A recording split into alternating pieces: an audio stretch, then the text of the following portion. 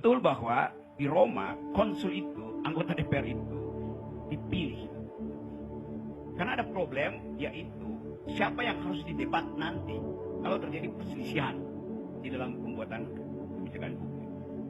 Beda dengan Athena yang lebih dahulu menjalankan demokrasi. Di Athena, anggota DPR itu konsul di tradisi Roma. Dalam tradisi Athena, anggota DPR itu tidak dipilih tapi diundi. Apa dasarnya diundi?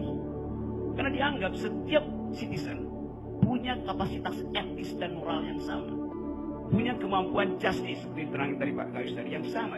Jadi siapapun yang terpilih dia akan mewakili tetangganya, dia akan mewakili komunitasnya, tidak hanya etisnya. Oke, ya lompat lagi ya.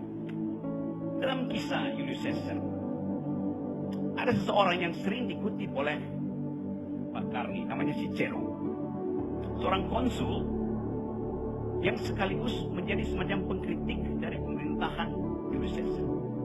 Kita tahu Julius Caesar dibunuh oleh Brutus.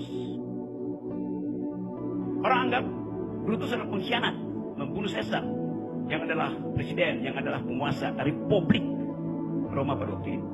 Tetapi kalau kita baca secara detail, Brutus membunuh Caesar karena Caesar tidak menjalankan janji dia waktu pemilu, yaitu taat pada undang-undang.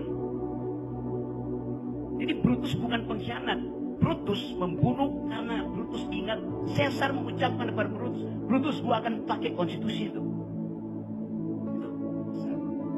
Waktu Caesar terbunuh, kekuasaan pindah pada Marcus Antonius yang adalah pacar dari Cleopatra. Kita tahu dari filmnya. Marcus Antonius adalah jenderal, pemimpin perang dari kerajaan Roma pada waktu itu yang dipimpin oleh Caesar. Roma sudah bentuk republik. Begitu Caesar meninggal, Marcus Antonius harus terima fakta bahwa penerus dari Julius Caesar adalah namanya Octavianus yang kemudian berubah namanya jadi Kaisar Augustus. Octavianus waktu itu umurnya baru 18 tahun. Secara konstitusi belum bisa dia memimpin Republik Roma. Begitu putar-putar segala macam nggak bisa. Akibatnya dibentuk semacam triumvirat untuk menghasilkan, membuat supaya si Kaisar yang kemudian jadi Kaisar Augustus bukan Kaisar Augustus. Kaisar Augustus itu tiba pada usia yang matang. Selesai masalah itu. Yang mau saya terangkan adalah fungsi dari Cicero tadi untuk mengingatkan bahwa Julius Caesar, Anda banyak berbuat baik, tapi pada akhirnya Anda berbuat buruk. Karena itu Anda dibunuh. Pada waktu Cicero menyindir pengganti dari Caesar tadi, yaitu Mark Antonius, bahwa Mark Antonius, Anda akan menjadi seseorang yang lebih buruk dari Caesar. Faktanya memang begitu. Marcus Antonius membatalkan ide republik. Dia mulai berangsur-angsur menjadi otoriter. Dan pada akhirnya dalam satu peperangan Marcus Antonius kalah, maka dia bunuh diri dengan Cleopatra. Oke, soal Marcus Antonius selesai. Satu waktu Cicero kira-kira menyindir Marcus Antonius begini kira-kira. Anda tidak akan lebih baik dari Caesar. Anda akan lebih buruk dari dia. Karena Anda tidak mengerti tentang apa yang disebut suara rakyat. Caesar masih penting mengerti suara rakyat. Anda mungkin keadaan militer tidak paham suara rakyat. Lalu kata si Mark Antony, ya Anda mungkin betul, tapi kita uji aja nanti. Dan ujian terhadap kritik Cicero dipenggal kepalanya atas perintah Mark Antonius. Cicero pengkritik perubahan sikap dari Mark Antony yang membuat republik itu berangsur-angsur menjadi kerajaan, menjadi dinasti kembali itu. Dipenggal kepalanya. Ada pelajaran dari situ. Pada waktu hendak dipenggal kepala Cicero bilang begini pada si Artujonya, lu kalau memenggal kepala gue, hati-hati ya. Jadi bahkan Cicero masih bilang, hati-hati kalau kau ingin penggal kepala saya. Lakukan dengan cara yang baik. Kita bisa tafsirkan Kenapa? Cicero minta kepalanya dipenggal dengan baik-baik. Sangat mungkin karena kepala dari Cicero ada isinya.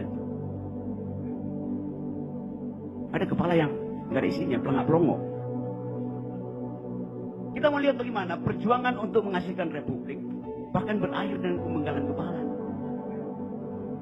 Hal semacam ini ingin kita lihat nanti dalam proses kita berdebat. Faktanya kemarin Gerindra bilang bahwa yang akan kami calonkan bukan Kaisang, tapi calon dari kami sendiri, dari Gerindra sendiri. Kaisang bukan Gerindra, PSI. Jadi Anda bayangkan bagaimana sangat mungkin Pak Prabowo mengerti bahwa akan ada problem nanti itu. Mungkin saja kalau calon Kaisang dia akan jadi Agustinus, yang kemudian jadi Kaisar Agustus, Octavianus maksud saya. Jadi politik itu ada dalam dua dimensi. Dimensi untuk membujuk rakyat dan dimensi untuk menipu rakyat. Ini saya kasih poin aja pada Gerindra. Untuk Gerindra paham bahwa kalau terlalu banyak elemen-elemen dari Julius Caesar masuk di situ, republik bisa berubah kembali menjadi kekaisaran. Jadi kita belajar dari semua wisdom yang kita baca dalam literatur Yunani kuno, Romawi kuno. Jadi sekali lagi betul bahwa nanti akan ada pergantian pemimpin di negeri ini. Tetapi yang diterangkan oleh Pak Gayus tadi mesti kita ingat, legitimasinya di mana kalau prosedur pencapaian pergantian itu bermasalah. Itu masalahnya. Nanti akan ada gambar di sini, ada gambar siapa Jokowi, Maruf Amin di semua gedung yang akan diganti oleh gambar Prabowo dan Gibran.